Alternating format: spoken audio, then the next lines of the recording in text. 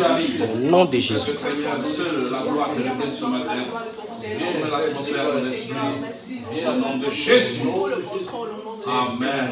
Amen. Gloire à Dieu.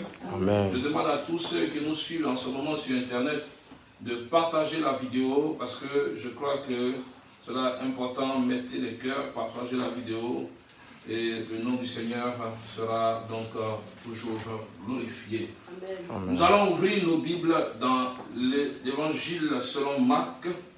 L'évangile selon Marc, le verset 50, du verset 50 au verset 53. Évangile selon Marc, du verset 50 au verset 53. Je voudrais aussi demander à quelqu'un qui lit bien, il va nous aider, tout à l'heure ça je vais faire la lecture, mais pour les autres textes, il va nous aider à faire la lecture. La Bible nous dit dans Marc chapitre 10, le verset 50 à 53, l'aveugle jeta son manteau et se levant d'un bond, vint vers Jésus.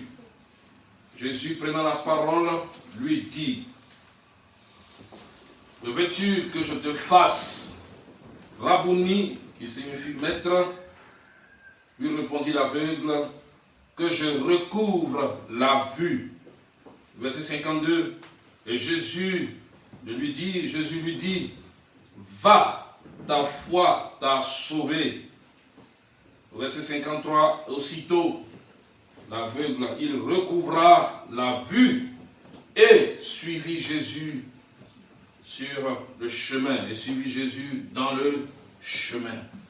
Que le nom du Seigneur soit béni. Amen. Ici, donc, nous voyons notre évangile, notre texte tiré donc, du livre de Marc, l'évangéliste Jean-Marc. Il était probablement un jeune homme au moment où il écrit, il raconte, donc au moment des événements qu'il raconte dans son livre, il était probablement un jeune homme. Il est possible que Jean-Marc ait été témoin oculaire des événements qu'il décrit. Il a été compagnon de Pierre, compagnon de Paul, et ici dans son livre, dans son évangile, Marc présente le Seigneur Jésus comme un humble serviteur de Dieu au service des gens.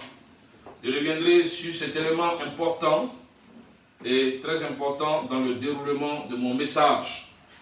Marc veut aussi démontrer que ce serviteur de Dieu humble, qui est la personne de Jésus, est en fait le Fils de Dieu. Il va mettre donc de ce fait en évidence la divine puissance du Seigneur Jésus-Christ, capable de guérir, alléluia, capable de restaurer, capable de délivrer, capable d'affranchir, capable de transformer et donc capable de sauver. Amen. Amen. Le thème de mon message ce matin, c'est « Débarrasse-toi de ce qui t'empêche d'aller vers Jésus. » Débarrasse-toi de ce qui t'empêche d'aller vers Jésus. Et j'aimerais à travers ce message t'emmener à prendre conscience des choses qui gênent ta relation avec le Seigneur et à t'en débarrasser. J'aimerais t'emmener à prendre conscience des choses qui t'empêchent d'expérimenter donc une certaine dimension de profondeur de Dieu. J'aimerais donc à travers ce message t'amener à prendre conscience des choses qui t'empêchent de suivre Jésus dans le chemin. Alléluia. Débarrasse-toi donc des choses qui t'empêchent d'aller vers Jésus. Nous voyons ici dans notre texte, permettez-moi de le relire, l'aveugle jeta son manteau et se levant d'un bond, vint vers Jésus. Jésus, prenant la parole, lui dit, « Que veux-tu que je te fasse ?» Rabouni, lui répondit l'aveugle, « Que je recouvre la vue. » Et Jésus lui dit, « Va, ta foi t'a sauvé. Aussitôt, il recouvra la vue et il suivit Jésus dans le chemin. Mais nous sommes au verset 50. L'aveugle jeta son manteau et se levant d'un bond, vint vers Jésus. L'aveugle jeta son manteau et se levant d'un bond, vint vers Jésus.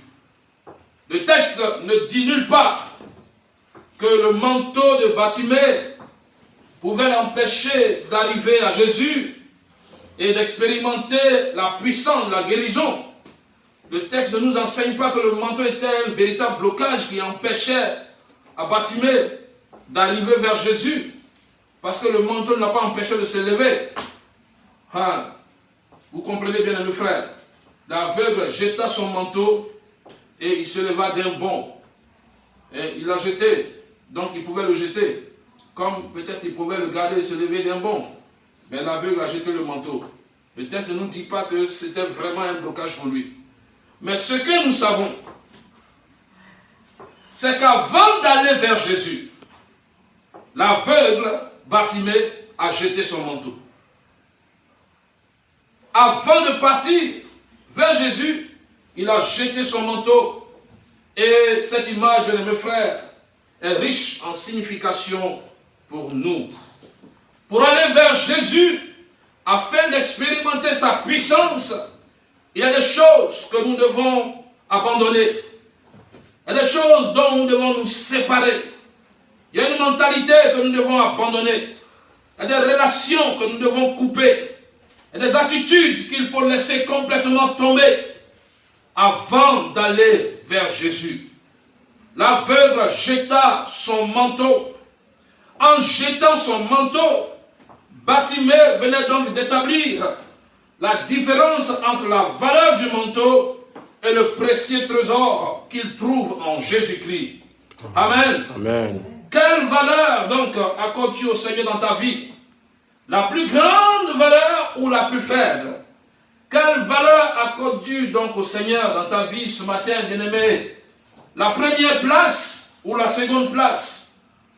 Oh, bien des fois, nous sommes si souvent accrochés aux choses qui n'ont aucune valeur, des choses vaines, des choses viles, des choses dont nous sommes conscients du degré de nuisibilité. Mais souvent, nous sommes quand même accrochés à cela. Dieu te parle ce matin. Il y a des choses que tu dois abandonner. Il y a des choses que tu dois laisser tomber. Il y a des choses desquelles tu dois te détacher. Tu dois connaître une circoncision de cœur. Avant d'aller vers Jésus, tu dois couper, donc, bien-aimé frère, si tu veux demeurer en Christ, couper le prépuce de ton cœur. Il y a des choses que tu dois couper complètement. Exo-Éclat, un grand groupe dont j'aime écouter souvent la musique, disait ceci dans un de ses chants. Pourquoi quitter ce palais de bonheur pour un sentier de misère? Pourquoi quitter ce palais de bonheur pour un sentier de misère? Cher ami, Dieu n'est pas contre ta destinée. Dieu n'est pas contre ta réussite. Dieu n'est pas contre ton bonheur.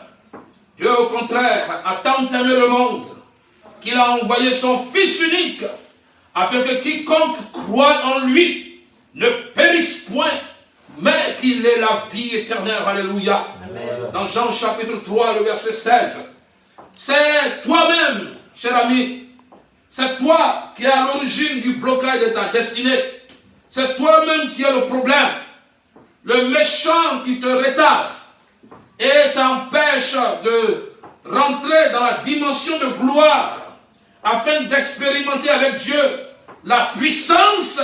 Ce méchant en question, c'est toi-même. La Bible nous dit, l'aveugle jeta son manteau. L'aveugle jeta son manteau. Mais pourquoi jeta son manteau? L'aveugle jeta son manteau pour aller gagner un trésor bien plus précieux. Alléluia. Une expérience avec le Seigneur. L'aveugle a jeté son manteau pour aller vivre une expérience avec Jésus. As-tu fait une expérience avec le Seigneur Jésus-Christ ce matin? Telle est ma question.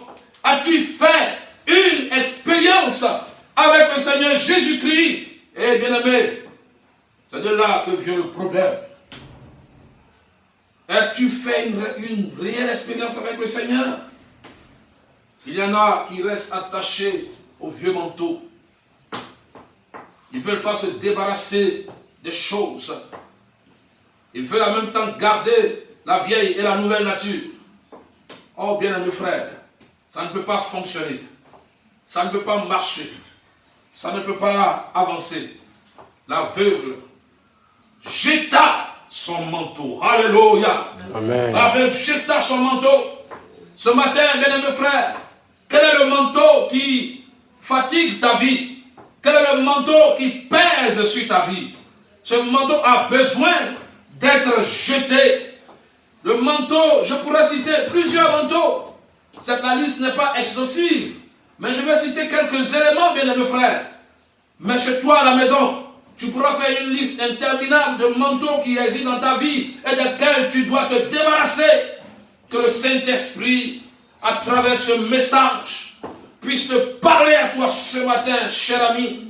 Que le Saint-Esprit, à travers ce message, puisse ouvrir ton esprit sur beaucoup de choses concernant ta vie et ce qui doit être coupé complètement. Parce que tu es appelé à faire une expérience merveilleuse avec le Seigneur Jésus qui ce matin encore te tend la main. Alléluia. Amen. Gloire à Dieu. Amen. Le manteau de la paresse, c'est un manteau duquel tu dois te débarrasser.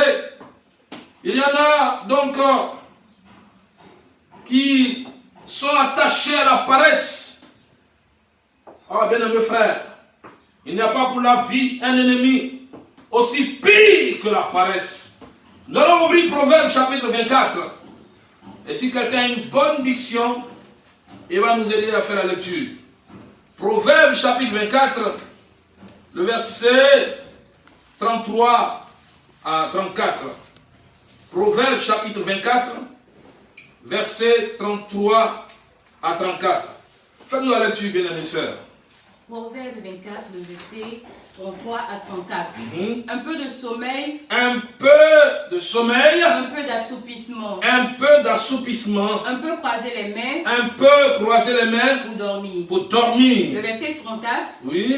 Et la pauvreté te surprendra comme un rôdeur. Et la pauvreté te surprendra comme un rôdeur. Et la disette comme un homme en armes. Et la disette viendra comme un homme en armes. Et quand l'homme en armes il arrive pour détruire ta vie. Quand l'homme en armes arrive, il vient pour détruire. Quand la pauvreté vient, elle arrive pour bouffer tes biens. Elle arrive pour te pousser, te rendre dans la misère, te dépouiller, te déposséder. La pauvreté te dépossède de tes droits. Bien-aimé frère, un peu de sommeil, un peu d'assoupissement, un peu croiser les mains pour dormir.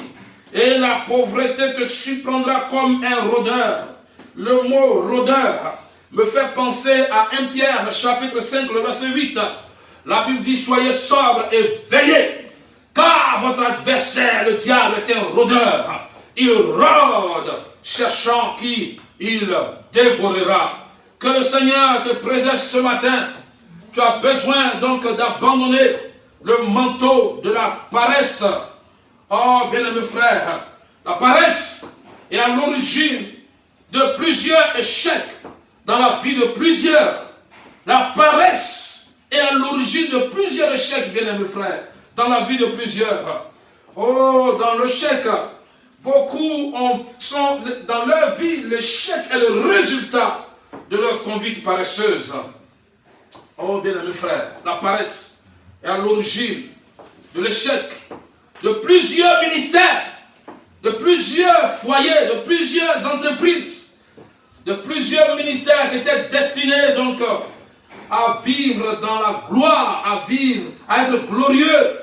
Ces ministères se sont étouffés, devenus chétifs à cause de la paresse de prier, la paresse de passer du temps dans la méditation de la parole de Dieu, la paresse de participer aux réunions. Maintenant que les temples sont fermés. Il y en a qui se sentent très à l'aise dans cette situation de bâtiment fermé. Parce que même quand les temples étaient ouverts, ils avaient la paresse de venir au culte, la paresse de venir aux réunions. Les réunions du soir étaient les réunions les plus négligées. Vous voyez que presque partout dans les églises, quand on dit la réunion en semaine, le mardi ou le mercredi soir, le jeudi ou le vendredi soir, les chrétiens sont assis dans leur maison en train de zapper les chaînes de leur télévision. Ils ont la paresse d'aller vers les choses de Dieu. La paresse est à l'origine de plusieurs échecs dans plusieurs foyers. La paresse est à l'origine de plusieurs fiascos d'entreprise. La paresse est à l'origine, bien-aimés frères, de la mort spirituelle de plusieurs. La paresse est à l'origine de la flétrissure de plusieurs ministères. Oh, bien-aimés frères, la paresse, il y en a qui passent le temps sur leur Facebook. Ils vont sur Instagram, ils vont sur WhatsApp. Ils passent le temps. Mais quand il s'agit de suivre un direct, où nous sommes en train de prêcher la parole de Dieu, ils sont lassés après 10 minutes. La paresse en ce qui concerne les choses de Dieu. La paresse, bien-aimés frères, en ce qui concerne tout ce qui est de Dieu. La paresse va donner l'occasion à Satan d'envahir ta vie, cher bien-aimé, par sa nature. Et il va commencer à te détruire et te faire tomber dans la mort spirituelle. Débarrasse-toi du manteau de la paresse. Que le Saint-Esprit continue sur ce point à t'instruire, toi qui me suis ce matin. Alléluia. Amen. Débarrasse-toi donc encore. Je pourrais citer le manteau de la distraction. Ce sont des choses, bien-aimés frères, qui s'opposent. J'entends par distraction tout ce qui détourne notre attention et nos pensées de la personne du Seigneur Jésus-Christ. Tout ce qui détourne notre attention et nos pensées de la personne du Seigneur Jésus-Christ. Tu passes du temps dans les choses vaines, que de plonger dans ce qui donnera de la valeur à ta vie. Bien-aimés frères, il y a un problème. Il y a un problème. Débarrasse-toi de la distraction. Oh. Et aujourd'hui, les chrétiens sont de plus en plus distraits. Le diable s'arrange à ce que vous soyez distraits au maximum.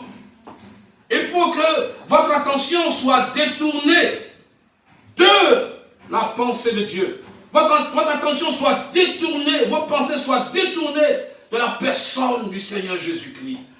Votre attention et vos pensées soient détournées de la parole de Dieu, qui est Christ.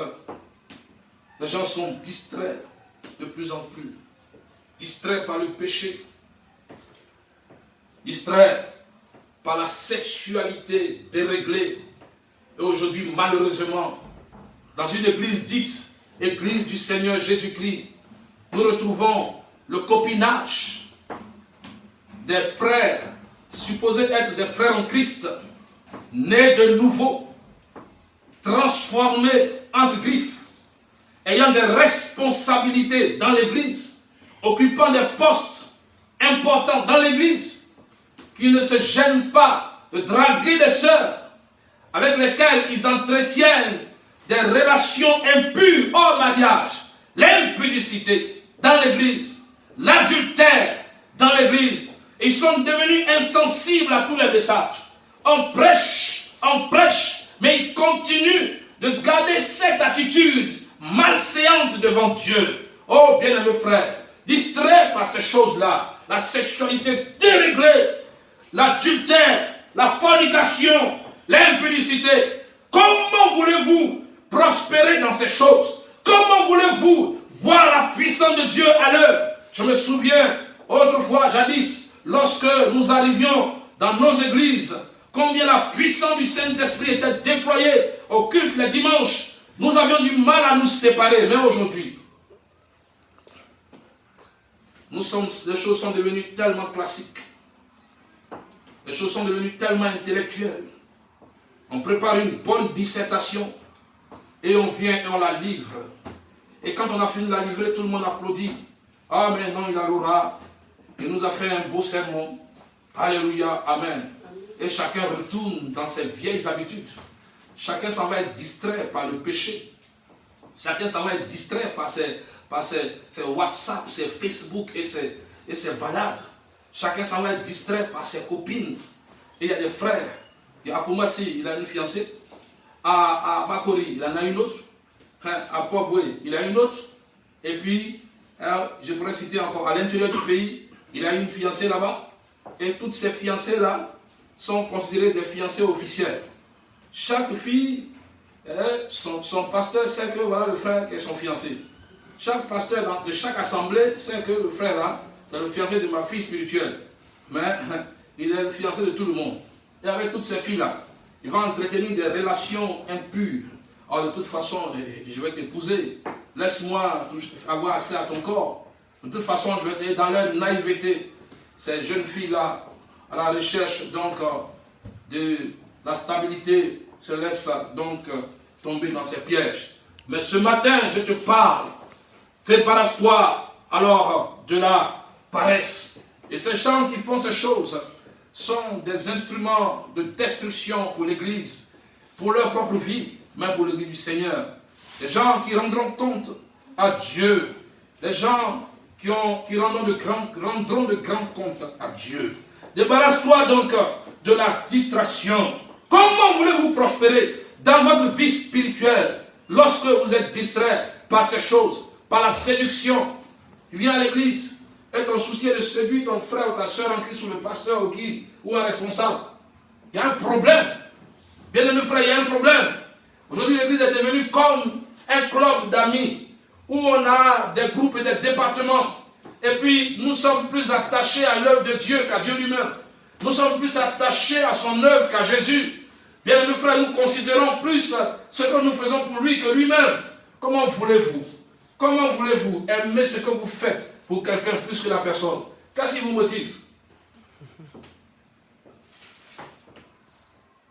Je crois ce matin que le Saint-Esprit parle à quelqu'un. Alléluia. Amen. Alléluia. Amen. Alléluia. Amen. Oh, bien-aimés frères, le Seigneur est merveilleux.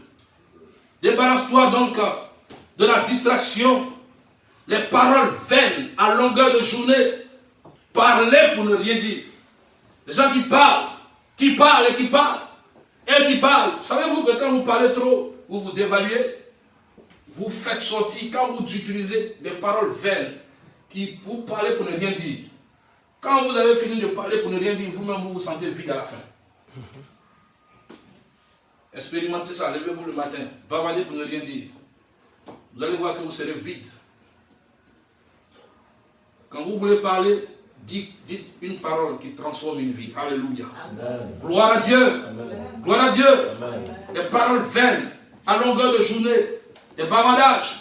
Il y en a qui sont distraits par l'alcool. Donc ils sont distraits par l'alcool. Ils trouvent donc son plaisir et son loisir dans l'alcool. Et il y a des gens qui malheureusement disent appartenir au Seigneur. Ils disent qu'ils sont chrétiens. C'est de toi qui dis que tu es chrétien. Tu te fais appeler chrétien.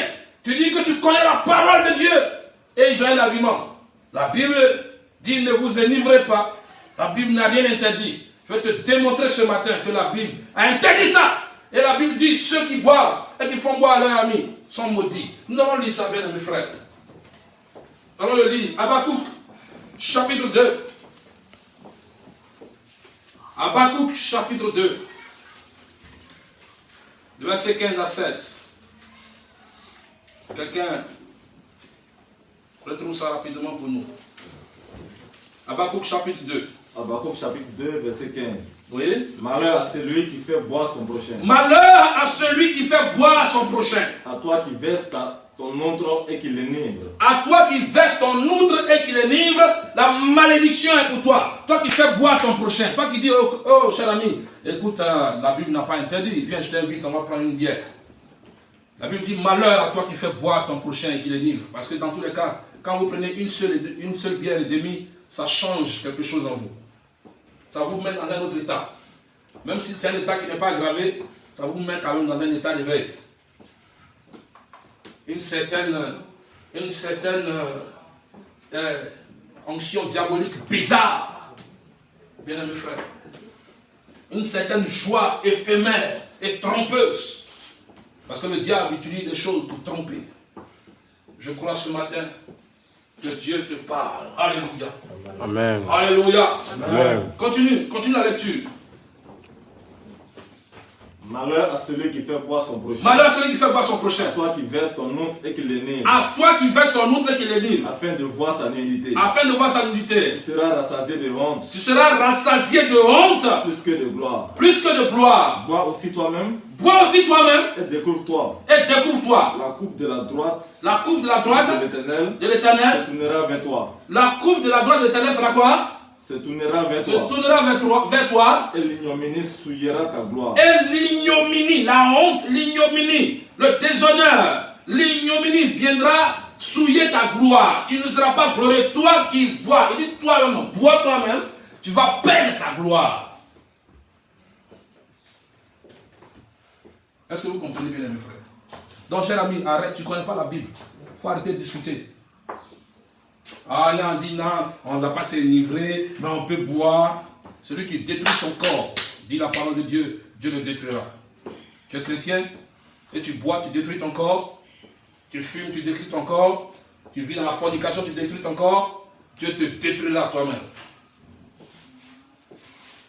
Bien-aimés frères, je crois ce matin que Dieu parle à une personne. Alléluia. Amen. Votre travail, votre vie spirituelle, votre vie matrimoniale, votre ministère ne peuvent pas fonctionner si vous êtes conduit par cette âme diabolique de destruction massive qui est la distraction. La distraction est une âme diabolique de destruction massive. Bien aimés frères, si vous êtes conduit par ça, vous ne bougerez pas, vous ne fonctionnerez pas. Vous serez donc toujours dans l'échec. Et je crois ce matin que Dieu veut t'accorder sa grâce. Distrait, la distraction. Un autre élément avec lequel le diable fait souffrir l'Église, c'est les commérages et les affairages. La distraction.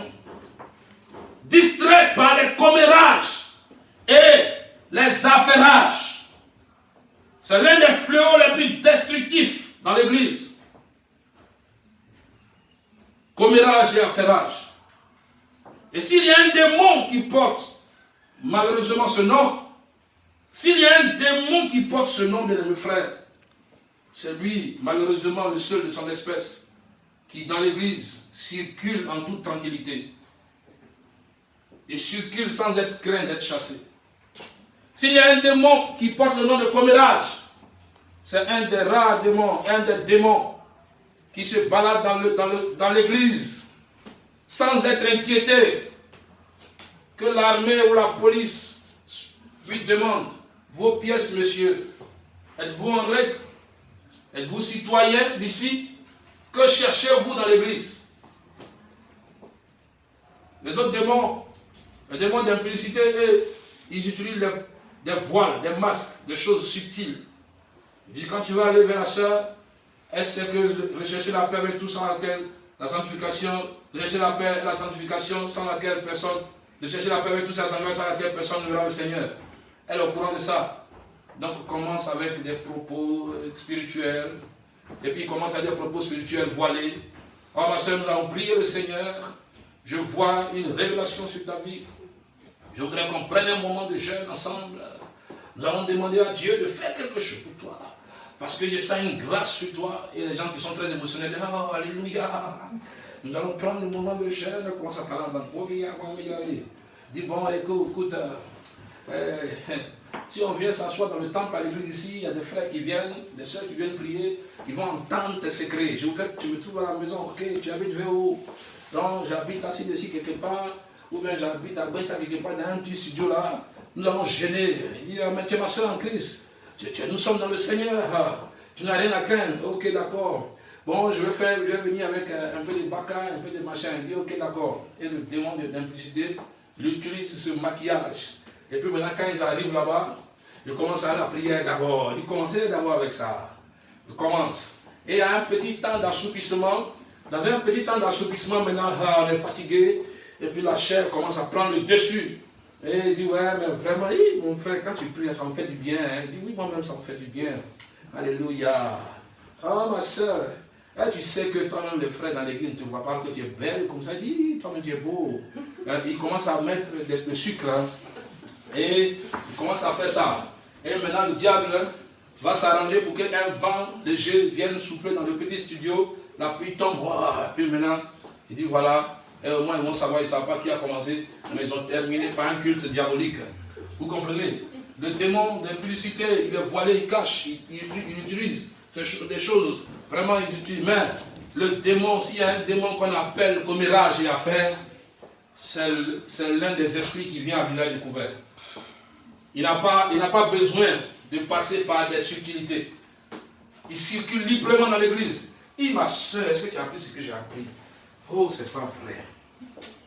Ma chérie, dans l'église là en haut, ce qui se passe là. Et tu as appris?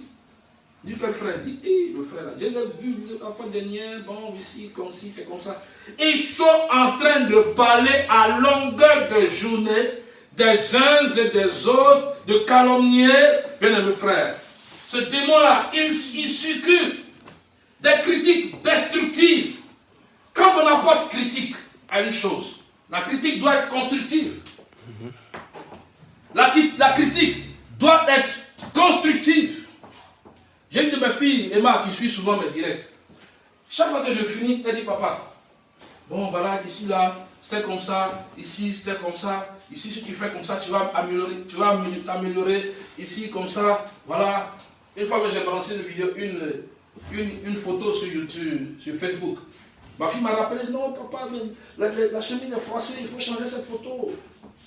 Nous sommes à l'international, tu as une image à présenter. Ce sont des critiques constructives. Ça fait avancer. Amen. Amen. Le Seigneur te bénisse, Emma. Alors, bien-aimés frères, c'est ça. Mais les gens se retrouvent à longueur de journée pour tuer leurs frères dans leur bouche. Tuer. Alors que quand tu parles, il y a 6 ans, j'ai dit ça une fois à l'église. Et ça me revient aujourd'hui. Quand vous parlez avec quelqu'un qui a une... Excusez-moi, je vais utiliser cet élément-là pour vous faire comprendre quelque chose. Quand vous parlez avec quelqu'un qui a une mauvaise haleine,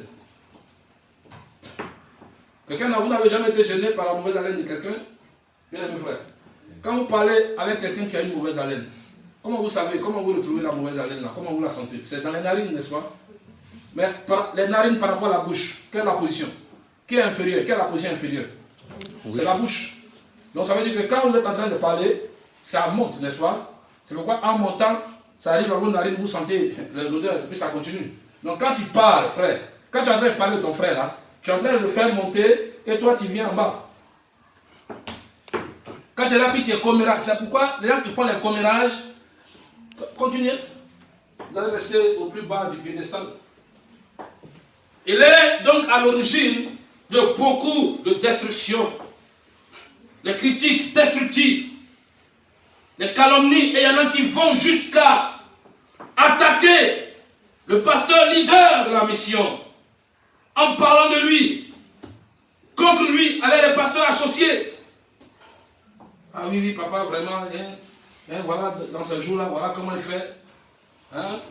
Le pasteur dit, gars, voilà maintenant ce qu'il dit, voilà ce qu'il a dit la dernière fois, il a fait ça. Moi, je n'étais pas d'accord. Écoutez, mes fils et mes filles, je crois que vous n'êtes pas dans ces choses. Mais si vous êtes dans ces choses, saisissez-vous. Alléluia. Parce que c'est justement ce qui envoie des clans dans l'église. Ça envoie des clans dans l'église. Et ça finit par la ronger. Et ça la rend sévèrement malade, sérieusement malade. Et puis enfin, ça conduit l'église à la mort. C'est pourquoi vous allez trouver des églises qui sont des églises mortes, où la puissance du Saint-Esprit n'est pas déployée. Débarrasse-toi, bien-aimé frère, du manteau de la distraction. L'aveugle jeta son manteau. L'aveugle jeta son manteau. Amen. Débarrasse-toi donc du manteau de la distraction. Il y a un autre manteau encore que je pourrais citer. Le manteau de l'orgueil. Ah, bien-aimé, je vais le citer aussi. Le manteau de l'orgueil. Je disais en prélude à mon message que l'évangéliste Jean-Marc présente dans son évangile le Seigneur Jésus-Christ comme le serviteur humble au service des gens prêts à agir. Prêts à agir en leur faveur.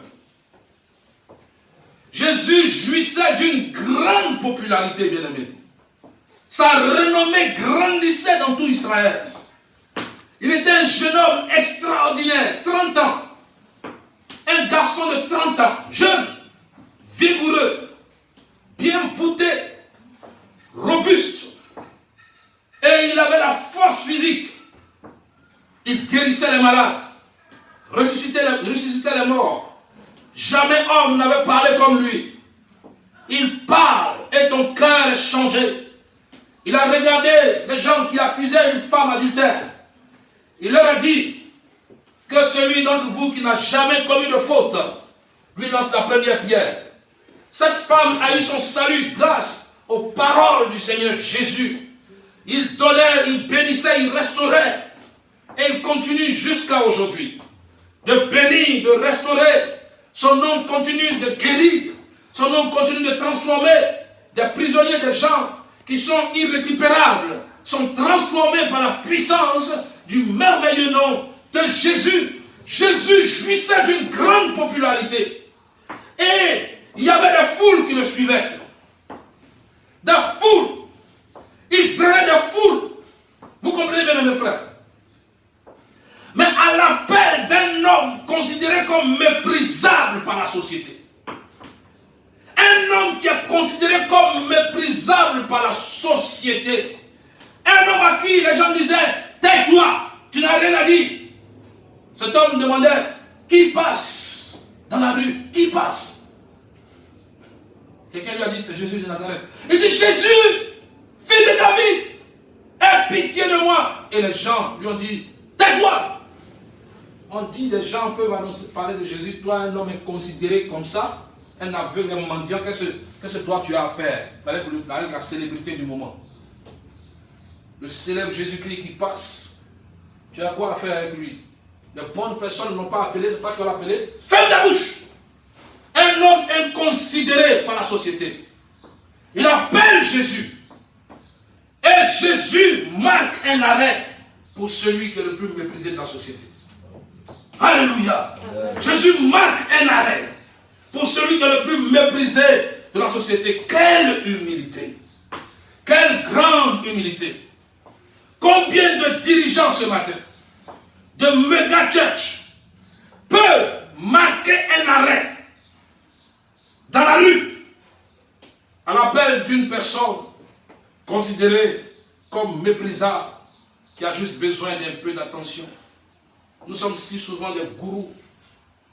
Et quand nous passons dans la rue, c'est le bishop qui passe. Quand nous arrivons, que nous garons nos véhicules, nous descendons avec notre système protocolaire. On dit le bishop vient d'arriver. Dégagez, papa va passer. Dégagez, le bishop va passer. Et le bishop, il ne se sent plus comme s'il n'a jamais eu parlé dans sa vie. Comme s'il n'est jamais rentré, excusez-moi, chez William Camara au WC. Et il sort. Et il marche. Et puis il lève la petite main. Et là, le peuple acclame. Si tu parti d'aventure, quelqu'un l'appelle par son nom. Son nom. Le nom qui est sur sa pièce d'identité. Tu as commis un sacrilège. La malédiction va descendre sur toi. Parce que c'est le bishop des nations. Frère, Jésus n'est pas comme ça. Il faut qu'on arrête ça. Arrêtons ces choses-là. Arrêtez ça. Jésus n'est pas comme ça, frère. Jésus n'est pas. Jésus est humble. Il dit mon joug est doux, mon fardeau est léger. Il est humble. Il est humble. Bartimée n'a même pas dit Seigneur. Il dit Jésus, c'est pas son nom. Fils de David. Aie pitié de moi. C'est tout. C'est tout. Jésus pitié de moi. Quelqu'un me dira, mais écoute, pasteur, aujourd'hui, il y a un problème d'insécurité. Tu ne vas pas laisser le bishop comme ça dans la rue. Ah oui, oui, c'est vrai, je suis d'accord. Nous devons être prudents à cause d'un problème d'insécurité. Mais ici, je veux parler du caractère d'humilité dont a fait preuve le Seigneur Jésus. Et c'est ce caractère d'humilité-là duquel nous devons faire preuve aussi. Nous, ses serviteurs, ses enfants, les membres du royaume, les frères, les sœurs en Christ, ayons en nous les sentiments qui étaient en Jésus-Christ. Alléluia. Amen. Alléluia. Amen. En présence de toute cette grande foule qui le suit, il répond à l'appel d'un mendiant dans la rue. Fils de David, aie pitié de moi. Bien-aimés frères, c'est cela. Et là, quand Jésus s'est arrêté, il dit, faites-le venir. C'est les hommes qui méprisent. Jésus ne méprise pas. Sachez que si vous méprisez quelqu'un, le Seigneur Jésus-Christ que vous prétendez adorer ne méprise pas cette personne. Chrétien, serviteur de Dieu, tu es trop bishop, il faut descendre un peu. L'humilité précède la gloire. Amen. Nous sommes des êtres humains mortels. Nous avons reçu la grâce de prêcher la parole de Dieu. Simplement. C'est par grâce. C'est par grâce que j'ai cette maison. C'est par grâce que le temple est construit. C'est par grâce que nous avons nos voitures. C'est par grâce que nous avons tout ce que nous avons là. C'est par grâce que nous avons la santé pour prêcher la parole de Dieu. C'est par grâce que nous ne sommes pas meilleurs que des pasteurs, des serviteurs, des chrétiens qui dans le nord, dans l'ouest, dans le fin fond de la Côte d'Ivoire, parcourent des villes, des pays, des villages, à vélo, à pied pour certains, prêchant l'évangile avec puissance et amour pour la gloire du Seigneur, sans rien. Il y en a qui font même des jours sans manger. Nous avons reçu la grâce. Nous ne sommes pas mieux que ces gens-là, bien-aimés frères. Nous ne sommes pas mieux. Débarrasse-toi du manteau de l'orgueil. Il arrive que des fois, vous allez saluer un collègue comme vous, qui a le même titre que vous.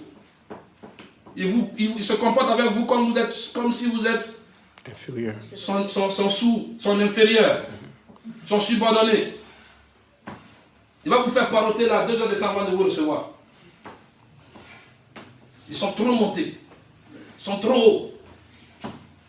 Ils sont devenus des gourous. Et quand tu vois l'attitude à laquelle il te parle, il te fait savoir que tu es inférieur, quoi. Que lui, il a un PhD. Le PhD n'envoie pas au ciel, frère. Ton PhD ne nous enverra pas au ciel. Ton PhD, c'est pour ta propre culture, c'est pour toi. Ça décore ton ministère. Gloire au Seigneur. Et je veux aussi avoir un PhD. C'est pour ça que je étudie. C'est pour ça que je continue d'étudier. Mais ce n'est pas une raison pour m'enorgueillir, pour devenir un monsieur intouchable, pour avoir des épaules, pour avoir des galons. Si telle est la question, ce PhD risque de t'envoyer, cher bien-aimé, en enfer. Parce que je crois que les orgueilleux n'ont pas de place dans le ciel. Parce que l'orgueil est la mère de tous les péchés. C'est frère qui peut s'attaquer à son ami frère. Laissez-nous parler entre nous. Que celui qui a des oreilles entende ce que l'Esprit lui dit ce matin. Alléluia. Amen. Alléluia. Amen. Gloire à Dieu. Amen. Gloire à Dieu. Amen. Soyons humbles. Jetez le manteau. Donc, bien-aimé frère, de l'orgueil. Alléluia. Amen. L'aveugle jeta son manteau. L'aveugle jeta son manteau. Le verset 50 est tellement riche, bien-aimés frères, de notre texte. Je pourrais parler longuement sur ce verset 50, qui est tellement riche, mais je vais raccourcir mon message. Parce qu'au fur et à mesure que je parle, je reçois de dire beaucoup de choses. Mais je crois que l'essentiel est dit. Sur les autres versets, je ne perdrai pas de temps. Parce qu'en ligne, quand vous faites déjà plus de 45 minutes, les gens sont prêts à vous lâcher. Ils doivent se débarrasser du manteau de l'impatience. Gloire à Dieu. Gloire à Dieu. L'aveugle jeta son manteau. Le plus important pour lui était d'arriver dans la présence du Seigneur. Le plus important pour Bartimée à ce stade-là était d'arriver dans la présence de Jésus. Parce qu'il savait que s'il arrivait dans la présence de Jésus, il trouverait un sens à sa vie. Il savait que s'il arrivait dans la présence de Jésus, sa vie allait avoir un sens. Alléluia. Dans la présence du Seigneur Jésus, Bartimée a trouvé quelque chose de grand. Il a expérimenté quelque chose de grand. Il a vu quelque chose de grand se produire dans sa vie. Bartimée a retrouvé la vue. Alléluia. Bartimée a retrouvé la vue. Désormais, ça ne sera plus Bartimée l'aveugle. Mais maintenant, c'est Bartimée, celui qui était aveugle. Le témoignage de ce que Christ a fait en lui. Voici Bartimée, celui-là qui était aveugle. C'est le témoignage. Un témoignage rendu, répandu partout. Tu connais cet homme-là? Tu ne le reconnais pas? Ah non, non, non, non. Ah, tu le reconnais. Ah, maintenant il se lave bien. La Bible ne le dit pas, c'est moi qui suppose. Maintenant il se lave bien, maintenant il est chic. Mais tu ne le reconnais pas? Dis non, tu ne vois pas trop. Ah, maintenant il s'est bien rasé. Sinon c'est Bartimée. Dis quoi? Dis oui là. Celui qui était aveugle là. Alléluia. Amen. Quand chaque fois que les gens disent celui qui était aveugle, c'est le témoignage de ce que Jésus a accompli dans la vie de Bartimée. Alléluia. Amen. Le témoignage. Amen. Quel est ton témoignage, bien-aimé frère? Quel est ton témoignage? Qu'est-ce que le Seigneur a accompli dans ta vie? Bartimée n'est plus aveugle.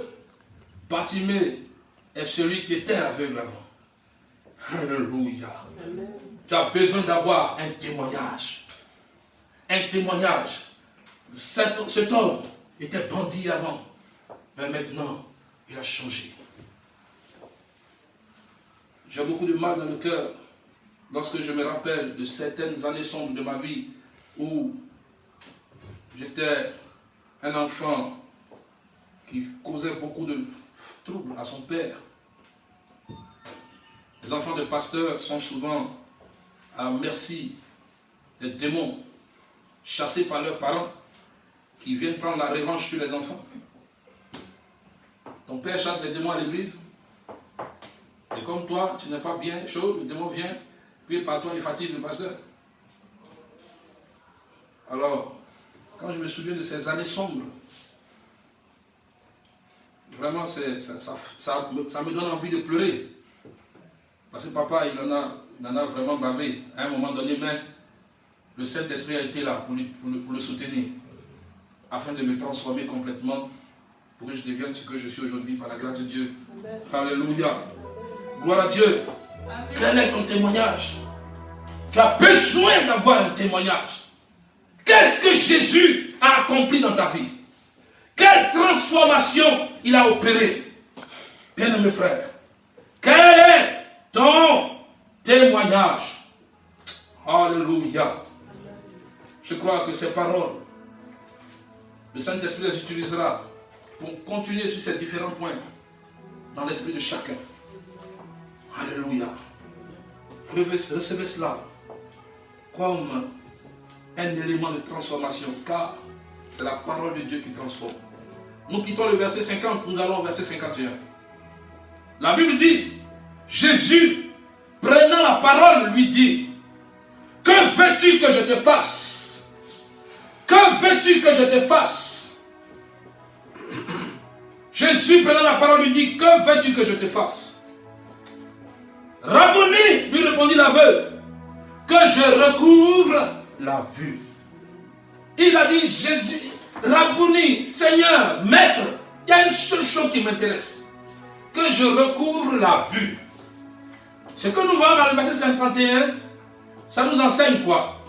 Ça nous enseigne que dans la présence de Dieu, on ne va pas pour divaguer.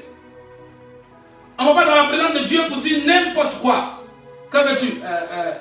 Seigneur, bon, j'ai ma soeur qui est là. Bon, écoute, Seigneur, il avait fait une affaire. Bon, Seigneur, il y a aussi mes yeux. Bon, Seigneur, écoute, vraiment le problème de mon fiancé. Bon, Seigneur, qu'est-ce que tu dis? Tu veux quoi? Tu veux quoi? Qu'est-ce que tu veux? Qu'est-ce que tu veux? Qu'est-ce que tu veux? Il y en a quand ils arrivent devant Dieu, ils élèvent la voix, ils ne savent même pas ce qu'ils vont dire. Le Seigneur est prêt là, il est prêt à te donner quelque chose, il est prêt à te répondre. Mais tu ne sais même pas, ils ne savent même pas. Il commence par A, il termine par Z. En parcourant toutes les lettres de l'alphabet. Finalement, écoute, il faut te calmer. Calme-toi, calme-toi. Calme-toi, reviens sur terre.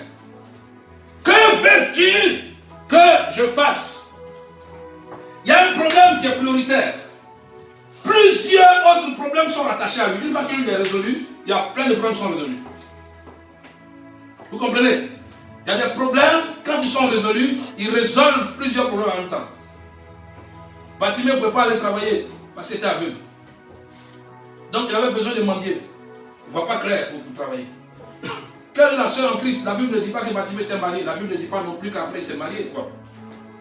Mais je suppose, la condition dans laquelle je le vois ici, quelle est la fille, la femme, la belle fille qui va vouloir se marier à un gars qui n'est même pas capable de prendre soin d'elle, qui est tout le temps assis au bord du chemin, que tout le monde méprise et en plus qui est aveugle. Vous comprenez? Donc Bartimée n'avait rien pour. Donc quand Bartimée il retrouve la vue, ça règle beaucoup de problèmes en même temps. Ça règle plein de problèmes. Alléluia. Donc, quand tu vas dans la présence de Dieu, ne va pas pour divaguer. On ne va pas raconter n'importe quoi. Prends un souci. Tu sais que c'est ce souci-là. Il est résolu, il va résoudre plein de problèmes. Tu vas dans la présence de Dieu. Bartimée n'a pas tourné à gauche. Il n'a pas tourné à droite. Que veux-tu que je fasse? Il dit, Rabouni, je veux voir. Alléluia. Amen. Acclamons le Seigneur.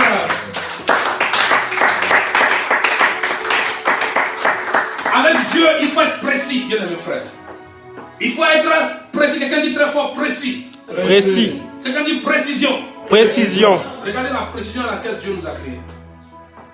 Vos yeux tournent dans les orbites. Vous ne le sentez même pas. Il a classé les choses au millimètre près. Tu ne sens même pas que tes yeux tournent dans l'orbite. Tout est fluide. Tout est net. Les os fonctionnent. Les veines fonctionnent. Le sang circule dans les veines. Il y a des globules, il y a des cellules. Chaque cellule vit. Chacune des cellules s'attache à son ministère sans déranger l'autre. Chacune travaille. La bouche travaille pour la bouche. Le ventre réceptionne ce que la bouche envoie. La langue se sert d'instrument d'expression et d'instrument de goûter. Les bras servent à saisir et ils ne font qu'attraper toute leur vie. Ils vont attraper, saluer, attraper et équilibrer le corps. Parce que si vous n'en avez pas, ce n'est pas évident que vous puissiez marcher tout droit. Les bras s'appuient sur le support invisible qui est l'air, qui démontre de la toute-puissance de Dieu. Tu veux le voir? Tu n'as pas encore vu l'air, tu veux le voir? Alléluia! Gloire à Dieu! Et s'appuie là-dessus. Et puis tu marches avec équilibre. Et tu dis, c'est moi. Tu peux dire, c'est toi? Ça vient de la grande perfection du Dieu. Un Dieu puissant qui nous a créés, précis. Il est d'une précision extraordinaire. Vous ne pouvez comprendre, bien mes frères. Combien le cosmos est créé, combien les planètes sont créées, combien la nature est créée avec des choses miniaturisées, des petits insectes que vous voyez qui fonctionnent et qui fonctionnent correctement. Ils sont précis dans ce qu'ils font. Nous avons un Dieu précis. Regardez la fourmi. Elle travaille avec précision. Vous êtes impressionné quand vous les regardez en train de travailler. C'est Dieu qui a fait ça. Tu ne vas pas dans la présence d'un roi aussi grand, aussi fort, aussi immense, pour aller divaguer. Arrête ça. Dieu n'est pas ton camarade, frère. Dieu n'est pas ton ami. Dieu n'est pas ce petit plaisantin. Il y en a qui voient Dieu selon leur taille. Vous comprenez? Ils voient Dieu selon leur taille. La considération qu'il a pour lui-même, le gars de 2 minutes, 3 minutes en bas ici là. C'est comme ça qu'il voit Dieu. Qu'elle a assis en face de lui. Alors Seigneur, je dois aller au travail ce matin. Bon, il faut me regarder. Bon, écoute, il y a le truc là que tu dois faire là. Oh Dieu, regarde, il y a mon voisin qui m'embête là, il faut finir. Bon Seigneur, c'est quoi? C'est quoi? C'est quoi? Ça, c'est qui ça? Non. On va pas dans la plaine. Il dit quoi? Bartimée, c'est qui l'intéressé d'être dans la présence? Alléluia. Et donc, dans la présence du Seigneur, Bartimée va faire quoi? Il dit, que veux-tu que je fasse? Je veux. Ça finit ça. Tout ce que vous demanderez, par la foi, vous sera accordé. Donc, Bartimée a demandé. Quand Bartimée a demandé, dans cela maintenant, Bartimée a fait une prière précise. Donc, apprenez à parler avec précision au Seigneur. Amen. Hein? Amen. Amen. Amen. Apprenez à parler avec précision au Seigneur. Quelqu'un dit très fort Amen. Amen. Gloire à Dieu. Quand Bartimée a parlé ainsi, nous allons maintenant au verset 52. Je vous ai dit que je ne vais pas m'attarder sur les autres versets. Jésus lui dit, va, ta foi t'a sauvé. Il dit, va, ta foi t'a sauvé. Ce verset 52 nous montre, nous enseigne que le salut, la guérison, la victoire nous viennent de la foi en Jésus-Christ. Alléluia. Alléluia. Le salut, la guérison, la victoire dans notre marche chrétienne nous viennent de la foi en Jésus-Christ. C'est par son nom que nous sommes sauvés. Dans Actes des Apôtres, le chapitre 16, le verset 31, Paul pouvait dire au geôlier, crois au Seigneur Jésus et tu seras sauvé, toi et ta famille. Alléluia. Amen. Gloire à Dieu. Amen. Bartimée, Jésus lui dit, ta foi t'a sauvé, cher ami. Ta foi t'a sauvé. As-tu la foi ce matin? Car sans la foi, il te sera impossible de plaire à Dieu. Car sans la foi, il te sera impossible de goûter, de jouir du plan de rédemption, parfait de rédemption qui vient de la part de Dieu par Jésus-Christ. Il te sera impossible de jouir de ce plan. Sans la foi, cher ami, il y en a qui chauffent les bancs dans l'église, mais qui n'ont pas la foi. Ils n'ont pas la foi, pas du tout. Vous les voyez, ils sont là, chauffant les bancs dans l'église, mais ils n'ont pas la foi. C'est pourquoi tu peux t'attacher à des doctrines de démons. C'est pourquoi tu peux chercher à aider Dieu par toi-même tes solutions. En t'attachant aux envoyés de Satan, les grottos, les mamies et tout ça, elles t'entretiennent que tu aies quelque chose, ou même le grotto t'entretient pour que tu aies quelque chose, et tu viens le dimanche à l'église comme quelqu'un qui est courageux. Alors que tu es dans une forme de prostitution. Que le Seigneur t'aide ce matin. Le salut, la guérison, la victoire viennent de la foi en Jésus-Christ. Alléluia. Sans la foi, il est impossible d'être sauvé. Sans la foi aussi, il est impossible de lui être agréable au Seigneur. Alors rapidement, verset 53, puisque le temps qui nous est imparti est déjà à sa fin. La Bible dit au verset 53, aussitôt, il recouvra la vue et suivit Jésus dans le chemin. Aussitôt, à l'instant, aussitôt ça veut dire promptement, aussitôt, sur place. Quand Jésus lui a dit, va, ta foi t'a sauvé, chaque, il retrouvera la vue. Alléluia. Amen. Le Seigneur veut faire des choses chap dans ta vie. Le Seigneur veut faire des choses rapides. Le Seigneur veut accomplir. Il est prêt à te délivrer. T'es bon. Il est prêt à te libérer. Pourvu que tu aies la foi ce matin. Aussitôt, tu expérimenteras un aussitôt, tout à coup, brusquement, comme ce fut dans Actes chapitre 16. Paul et Silas étaient en train d'adorer le Seigneur. Et c'est tout à coup, brusquement, les fondements de la prison se sont ébranlés. Et les frères ont été libérés de leurs liens. Alléluia. Et voici, le geôlier a commencé à se lamenter. Et Pierre Paul dit, non, ne te tue pas, nous sommes ici, nous sommes là. Le geôlier s'approche et dit, mais que dois-je faire pour te sauver? Il dit, crois au Seigneur Jésus. Amen. Alléluia. Amen. Crois au Seigneur Jésus. Et tu seras sauvé. Non seulement toi, mais aussi ta famille. Quand Bartimée a donc saisi cette foi, bien-aimé frère, le verset 53 dit, aussitôt, il recouvra la vue. Il a été guéri. Alléluia. Mais ce qu'il y a de plus important à la suite, et c'est ce que nous devons garder. fortement dans le cœur. Quand Bartimée recouvrait la vue, la Bible dit, et il suivit Jésus dans le chemin. Aussitôt, il recouvra la vue, mais c'est pas arrêté là, et suivit Jésus dans le chemin. C'est la partie que beaucoup ne font pas. Ils viennent à l'église, ils entendent l'évangile, et on prie, on prêche, on prie pour eux. Quand ils reçoivent une bénédiction, ils reçoivent une expression de la bénédiction, parce qu'il faut que je dise ça. Quand ils reçoivent une expression de la bénédiction, l'argent est une expression de la bénédiction, le travail est une expression de la bénédiction, la grâce du mariage est une expression de la bénédiction, l'enfantement est une expression de la bénédiction, la santé est une expression de la bénédiction. Mais ce ne sont pas tout ça, toutes ces choses ne sont pas des bénédictions. Ne sont que des expressions de la bénédiction. La bénédiction se définit comme étant l'intimité, la relation parfaite et profonde avec Dieu. Quand on est en accord avec son Créateur, on dit qu'on est béni. Ainsi donc il y a des milliardaires maudits. Il y a des gens qui sont chargés de biens mais qui ne sont pas bénis parce qu'ils ne sont pas en accord avec Dieu. La bénédiction vient de la relation intime avec Dieu. Ça ne vient pas des biens et moyens. Nous avons déformé le sens de la bénédiction. Il y en a qui croient que la bénédiction c'est l'argent. La bénédiction, elle sauve. Elle sauve l'âme. Elle guérit le corps, la bénédiction. L'expression de la bénédiction peut se limiter au corps. Elle ne peut pas arriver à l'âme. Donc, ne dites pas n'importe quoi. Ne dites pas ce que vous ne connaissez pas. Ne parlez pas ce que vous ne maîtrisez pas faire. Amen. Gloire à Dieu. Amen. Alléluia. Amen. Gloire à Dieu. Amen. C'est ça la véritable bénédiction. Aussitôt, et quand on prie. Quand maintenant il a vu un miracle, c'est fini, il commence à... Bon, il n'a plus trop le temps. Il ne vient plus à l'église tellement. Au frère, on ne te voit pas trop, parce que je suis très occupé. Vous savez, en ce moment, je suis en 2 avions, tout ça. Je n'ai pas le temps. Bon, je vais voir si je peux vous envoyer une dîme ou bien une offrande là. On va voir ce qu'on va faire pour vous, parce qu'il n'y a pas de problème. Hein. Mais je suis très pris.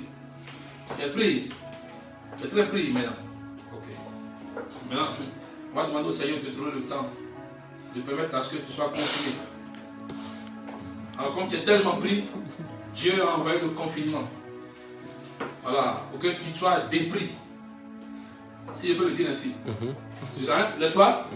Comme ça, que tu sois déchargé un peu.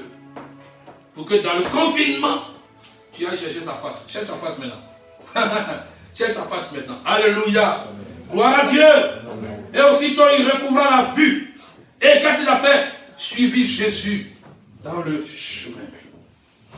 Il a suivi Jésus dans le chemin. Bartimée n'est pas retourné à s'asseoir au bord du chemin pour continuer de mendier, pour continuer son ancienne vie, pour continuer de demander, de mendier. Non! Bartimée a tourné le dos à son ancienne vie. Alléluia. Amen. Bartimée a tourné le dos à son ancienne vie. 2 Corinthiens chapitre 5 verset 17 nous dit, quand un homme est en Christ, il est une nouvelle créature. La Bible dit, les choses anciennes sont passées. Et voici maintenant, toutes choses sont devenues nouvelles. Alléluia. Galates chapitre 2, verset 20. L'apôtre Paul dit ceci, j'ai été crucifié avec Christ. Et si je vis, ce n'est plus moi qui vis, mais désormais, c'est Christ qui vit en moi. Alors si Christ vit en moi, partout où Christ est, je suis. Partout où il passe, je suis. Je ne suis jamais dans un endroit où Jésus n'est pas. Est-ce que c'est Jésus qui vit en toi? Quand tu es à l'hôtel, en train de commettre l'impudicité, c'est Jésus qui vit en toi? Quand tu es en train de voler, détourner l'argent, c'est Jésus qui vit en toi? Quand tu es en train de mentir, c'est Jésus qui vit en toi? Pose-toi bien la question. Si je vis, Paul dit, ce n'est plus moi qui vis, c'est Christ qui vit en moi. Où Jésus est, je suis. Désormais, Jésus est dans la vie de Bartimée. Où Jésus est, Bartimée est. Il le suit dans le chemin. Il a changé de vie. Alléluia. Amen. Gloire à Dieu. Amen. Gloire à Dieu. Amen. Alléluia. Amen. Bartimée a suivi Jésus sur le chemin. Es-tu sur le chemin du Seigneur? Ou es-tu sur ton propre chemin? Débarrasse-toi de ce qui t'empêche d'aller vers Jésus. Alléluia. Je voudrais ce matin que nous puissions prier le Seigneur, que chacun, à la suite de ce message, puisse parler à Dieu. Les choses que tu as entendues ce matin, et tu sais que tu es coupable devant Dieu. Prie ton Dieu. Demande pardon au Seigneur. Oh Dieu, prie en moi. Groupe musical, venez nous aider.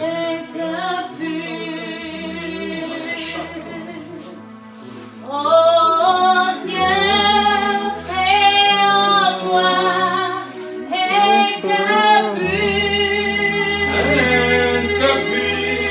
Renouvelle en moi un esprit bien disposé.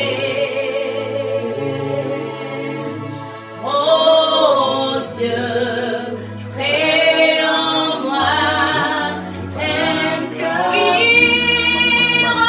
renouvelle en moi un esprit bien disposé. Oh Dieu, crée en moi un cœur pur. Alors ce matin, tu vas aller devant Dieu humblement et tu vas lui demander pardon. Tu vas lui demander pardon. Nous prions ensemble. Chacun sait en quoi il est coupable devant Dieu. Pendant que le groupe musical lui met ce chant en sourdine, nous allons prier. Que chacun aille devant Dieu. Même toi qui suis la vidéo, tu sais, à travers ce message, ce que le Seigneur te reproche, ce que tu sais dans lequel tu es coupable. Oh, demande pardon au Seigneur. Seigneur, fais grâce. Je suis un Dieu de grâce, de grande miséricorde. Alléluia. Et que ce matin, quelqu'un soit restauré, béni, délivré complètement. Amen. Par la puissance de ta parole. Amen. Par la puissance de ta parole. Amen. Par la puissance de ta parole. Que là, l'onction du Saint-Esprit puisse agir dans les cœurs ce matin. Là où chacun se trouve. Que la puissance de Dieu soit à l'œuvre en ce moment même. Que la puissance de Dieu soit à l'œuvre en ce moment même. Pour briser le joug de la servitude. Alléluia. Gloire et honneur te soit rendu. La puissance de Dieu ce matin. Pour libérer une vie. Transformer un cœur. Changer une personne. Au nom de Jésus. Seigneur, manifeste ainsi ta grâce. Au nom de Jésus. Gloire à Jésus. Merci Seigneur. Merci Seigneur. Je crois ce matin que si tu t'es repenti sincèrement, le Seigneur t'a pardonné. Est-ce qu'on peut acclamer très fort le Seigneur Jésus de Nazareth? Voilà, donc je vais laisser la place à mon frère Jean-Marc pour que nous puissions passer aux offrandes à la suite du programme. Voilà. Et ceux qui veulent envoyer leurs offrandes, vous pouvez le faire par Orange Monnaie, au 08 02 05 75, ou Mobile Monnaie MTN au 76 34 84 47. Voilà, ou encore, ce sont les deux moyens. Voilà, que le Seigneur vous bénisse. Amen. Gloire à Jésus. On va bien aimer. Si tu as été béni ce matin, tu vas encore clamer puissamment le roi des rois. Alléluia. Amen.